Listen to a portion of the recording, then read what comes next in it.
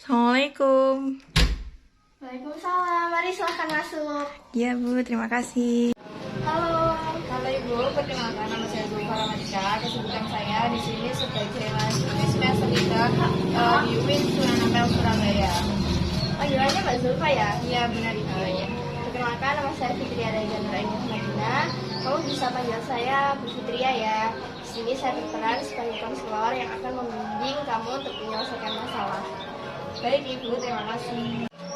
Baik Mbak Zulfa, bagaimana kabarnya hari ini? Alhamdulillah Bu, baik-baik saja. Tapi di sini saya masih banyak pikiran Bu. Jadi saya kesini.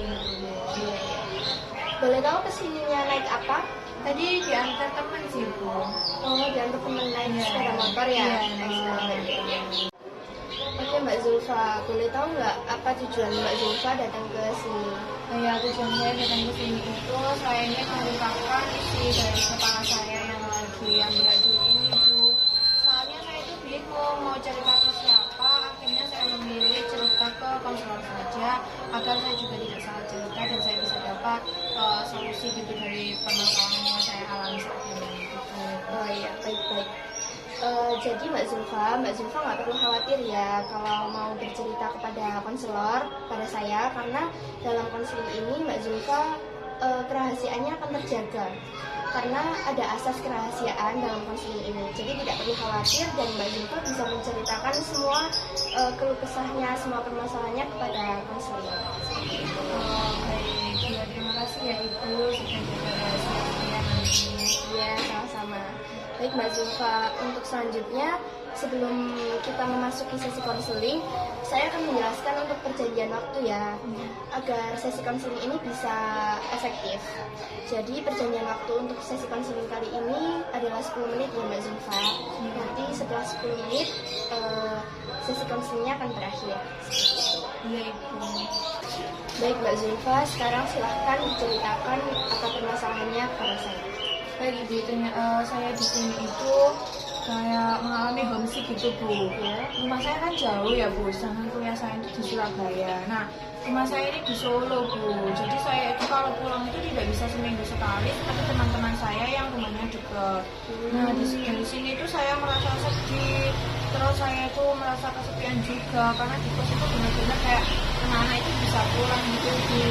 Sedangkan saya itu hanya bisa diam di kos menunggu waktu untuk pulang. Nah, di sini saya itu kan pulangnya biasanya itu 3 bulan sekali atau paling cepat itu sebulan sekali gitu.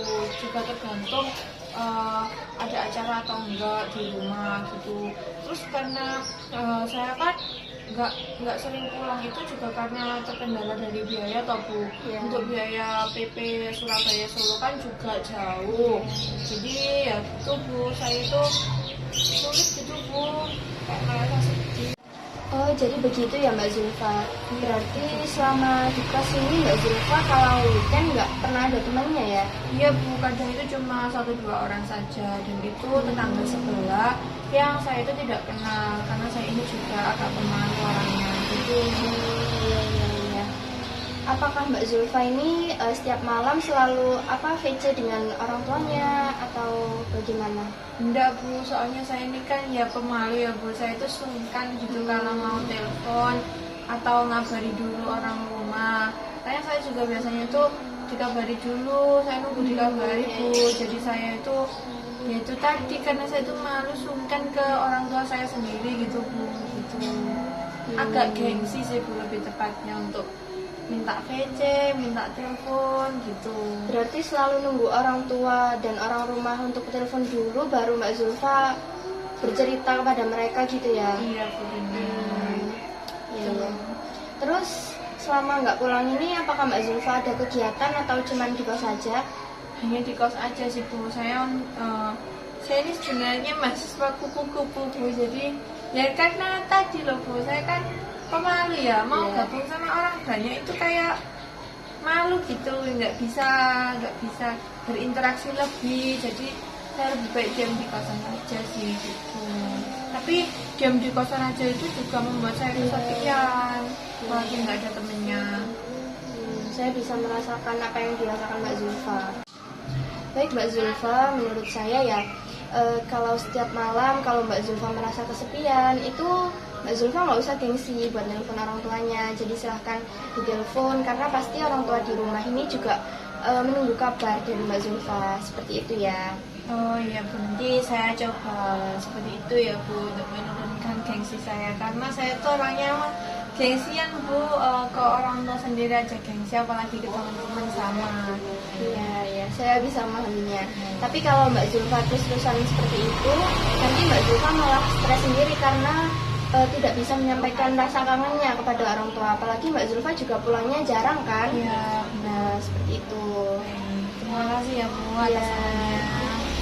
Kemudian kalau saran saya yang lain, Mbak Zulfa bisa mengikuti kegiatan di perkuliahan. Misalkan kegiatan di prodi atau yang lainnya. Biar Mbak Zulfa itu kalau weekend itu nggak ngerasa sendirian gitu. Bisa melatih berkumpul dengan teman-teman, terus keluar mungkin sama teman-teman yang lain, bukan teman kosan, seperti itu ya.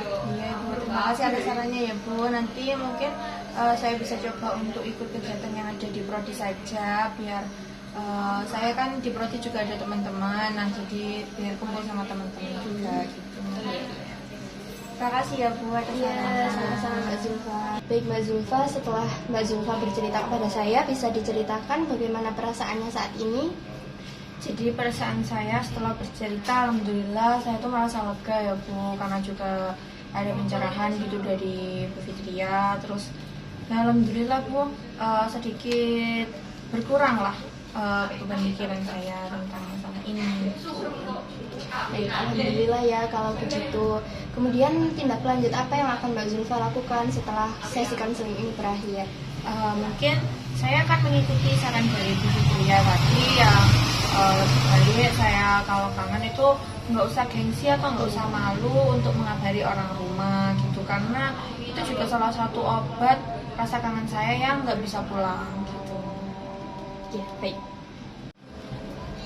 Baik Mbak Zulfa, berhubung ini waktu konselingnya sudah selesai, apakah bisa diakhiri? Bisa ya Bu, terima kasih ya Bu Iya, karena sama-sama. sudah memberikan pencerahan ke saya. Ya, semoga sesi konseling ini bisa bermanfaat dan Mbak Zulfa sudah tidak punya gengsi lagi untuk berkabar dengan orang tua ya. Ya Ibu, terima kasih Bu. Iya. Baik Bu, kalau begitu saya izin untuk pulang ya Bu. Terima kasih ya Mbak Zulfa. Iya, Sama-sama sama-sama, Ibu.